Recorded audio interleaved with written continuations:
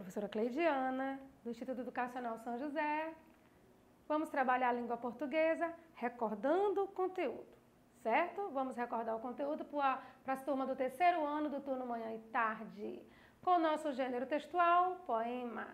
Lembra da aula passada que nós trabalhamos o poema sonoro, poema visual, e hoje nós vamos recordar, fazer uma tomada de conteúdos, fazer uma retomada e correção de atividades, ok? Vamos lá? Eu expresso meus sentimentos, foi o que foi trabalhado na aula passada. Nós trabalhamos as páginas 8 e 9 do Sistema Farias Brito, certo, crianças? E nós agora vamos fazer a correção dessa atividade. Sei que vocês fizeram uma leitura, sei que vocês já trabalharam, foi falado muita coisa sobre essa imagem, que é a comunicação virtual entre essas crianças, que elas estão se comunicando através de um aplicativo de mensagem, enviando emojis entre um e outro, e aí simbolizando com essa imagem no fundo do plano deles aqui, ó, eles estão em primeiro plano, em segundo plano nós temos as imagens, né, gráficas, ó, faciais do momento que eles estavam, né, interagindo entre eles. Nós já fizemos isso na aula anterior, agora vamos para alguns questionamentos. Antes disso, nós vamos fazer uma retomada também sobre o que seria o poema. O poema pertence ao gênero literário poesia, certo?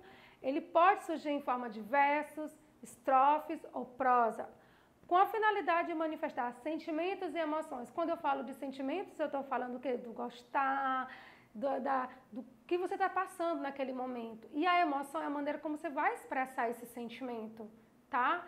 A emoção vivida naquele momento. Porque às vezes, crianças, você sente alguma coisa e você não consegue mostrar a emoção de que está sentindo aquele sentimento no momento. E a poesia, o poema, ele vem com essa pegada de trabalhar com vocês os sentimentos e as emoções. Nós já fizemos isso na aula passada, estamos fazendo a retomada, o que seria a poesia. Vamos continuar? Poema sonoro. Bem legal, nosso poema sonoro que foi lido na aula também anterior, Tempestade, foi lido o Cavalo Marinho, poema visual sobre o café, bem legal também. Então, poema sonoro, ele explora o som das palavras para obter seus efeitos, ultrapassando o campo formal. Lembra que o texto, tanto o poema Tempestade como o Cavalo Marinho, ele não veio naquela parte formal do poema como eu apresentei para vocês, que vamos já relembrar também ela. Ele não vem. Por quê? Porque ele apresentou efeitos que ultrapassavam aquela forma de só estrofes e versos, estrofes e versos. Ele trouxe um pouco de musicalidade nas palavras. E isso fez com que o autor brincasse com o movimento das palavras, certo? E aí ele fala que traz uma característica, né, específica da poesia, a característica musical. E que o mais conhecido efeito sonoro de um poema é a rima. E a rima é o quê? Repetição de sons semelhante no final dos versos. Pronto, recordei já sobre o poema, recordei sobre o poema sonoro e sobre a rima. Agora vamos também recordar o nosso poema que foi trabalhado, ó. Que foi trabalhado com vocês, as palavras, ó. Trabalhador que rimou com doutor, não foi? Do poema do dia 1º do trabalho, ó. Dia 1º, dia do trabalho, que era uma criança que falava o que ela queria ser quando crescer. Foi trabalhado na aula passada, deixa eu tirar aqui, só para a gente lembrar. Quando eu crescer, quero ser trabalhador, ter profissão que gosta de ser futebolista e doutor. Nessa primeira estrofe, nós trabalhamos a rima do nome trabalhador e doutor. Logo em seguida, quero ser um astronauta, matemático, professor, ou trabalhar no campo e ser um agricultor. Aqui também nós identificamos as palavras professor e agricultor, que elas tinham o mesmo final na palavrinha e traziam musicalidade na palavra. E isso fez com que nós entendemos que ali era uma rima. E a última estrofe que vem, quero ser um veterinário para os animais bem cuidar, ou ser um cozinheiro e belas refeições preparar. Então, essas duas palavras, cuidar e preparar, elas são palavras que rimam. Pronto, eu recordei um pouco sobre as rimas do nosso texto. Agora nós vamos trabalhar, né, aí, ó, um pouquinho falando sobre o que são rimas, repetições de sons semelhantes, no final dos versos nós chamamos de rima. Agora o nosso texto Tempestade. Bom, nós trabalhamos na aula anterior, nós sabemos que nós temos aí 19 versos que foi trabalhado e que nós temos as nossas estrofes, o texto, nossa poesia, Tempestade, que foi trabalhado, bem trabalhado na aula passada. Eu sei que vocês também realizaram uma leitura bem agradável com seu orientador e identificou os versos. E os versos são o quê? Cada linha do poema. E as estrofes, olha, que são os pedacinhos do poema. Deixa eu botar aqui. Que são os pedacinhos do poema. Nosso primeiro pedacinho aqui, o segundo estrofe, terceira, quarta, quinta e a sexta. Foram 6 estrofes trabalhados nesse poema. E agora nós vamos para os questionamentos. Quantos versos e quantas estrofes esse poema tem? Lembra, criança, que nós trabalhamos os versos e os poemas na aula anterior? Nós trabalhamos que esse texto tem 19 versos e 6 estrofes. Foi assim que foi trabalhado. 19 versos, ou seja, 19 linhas, e foi dividido em 6 pedacinhos, ou seja, 6 estrofes. Foram um conjunto de versos que foram identificados 6 vezes no poema. E isso são as nossas estrofes. Próximo. Leia alguns fenômenos que ocorrem em uma tempestade e depois dela. Porque ele fala do prenúncio, ele anunciou a tempestade, ele falou da tempestade e depois o que aconteceu após a tempestade. Aí ele vem, número 1, ventania, 2, trovoada, 3, enchente e 4, calmaria. Aí tem, numere as estrofes do poema de acordo com esse fenômeno. Olha só, aqui ele apresenta para vocês as estrofes do poema, ele trouxe um pedacinho das estrofes do poema e pede para você numerar de acordo com esses fenômenos. O primeiro, silencia a sonora orquestra da natureza. Quando eu falo que silencia, eu não estou falando da ventania, trovoada, enchente, eu estou falando da calmaria. Não é isso, gente? A silenciosa sonora da orquestra da natureza. Então, quem marcou aqui, ó, número 4, acertou, certo? Próximo. A enxurrada, o riacho, a terra rachada. Quando eu trago essas expressões para vocês, a enxurrada, o riacho, a terra rachada, olha o som, gente, ó. Chá, enxurrada, riacho, rachada, é o som da chuva, do chuar da chuva. Então, do que eu estou falando nesse momento, é da ventania? É da trovoada ou é da enchente? Hein? O que vocês marcaram? Vamos ver? Quem marcou o número 3, que nós estamos falando, que é enxurrada, riacho, terra rachada, é a enchente, acertou. Essa estrofe, ela fala da parte da enchente, tá? Do nosso texto. Próxima, o vento vem vindo, veloz, voam folhas, gravetos e troncos. Dá para entender que nesse momento nós estamos falando da ventania do texto. Vento vem vindo, veloz, folhas, voam folhas, gravetos e troncos. Leva tudo, a ventania vem, ó, e leva tudo. Então, se você colocou o número 1, você também acertou. E por último ficou, gente, ó, trovão troante, estoura na linha do horizonte. Trovão troante. Nós estamos falando da trovoada. Então, nós temos essa sequência aqui. 4, 3, 2, 1.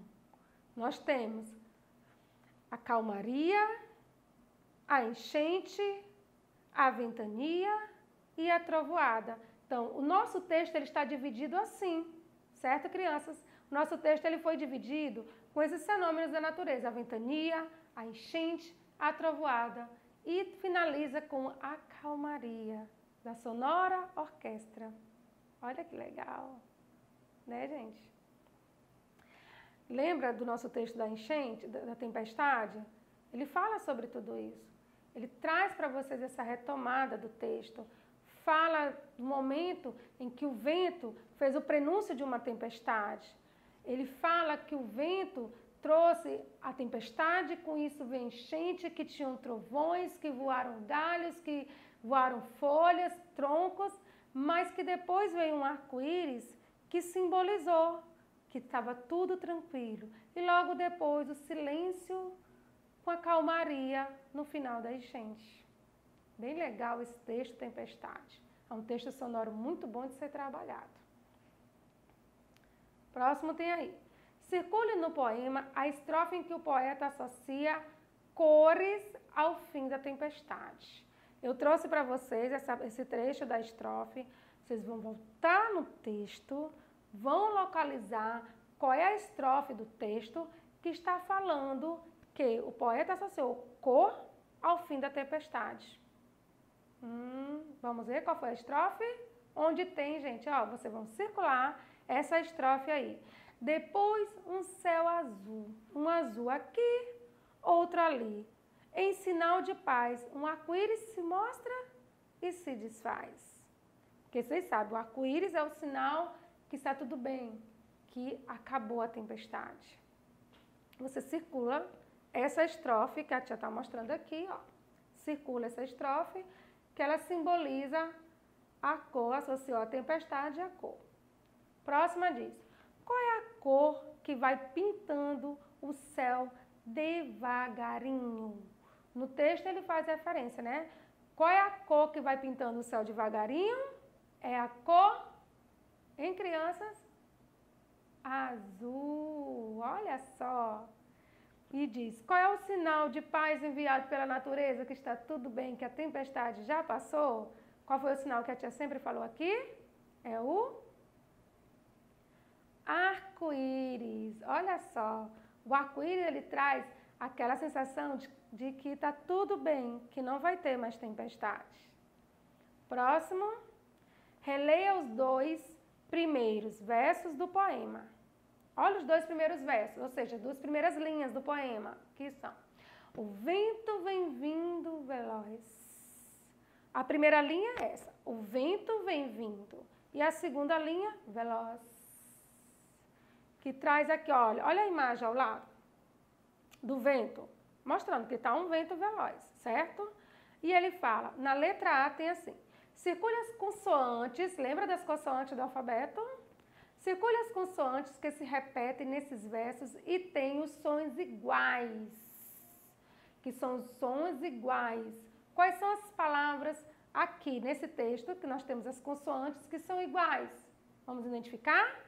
Ó, do vento, vem, vindo e veloz. Então, nós temos qual é a letra, gente? A letra V. Do vento vem vindo, veloz. Traz essa musicalidade por trazer palavras com a mesma letra. No momento que você vai ler, isso acaba trazendo a musicalidade na palavra. É a parte da aliteração. Qual é o som que se repete? Qual é o som que se repete? É o som do V, gente. O som do V.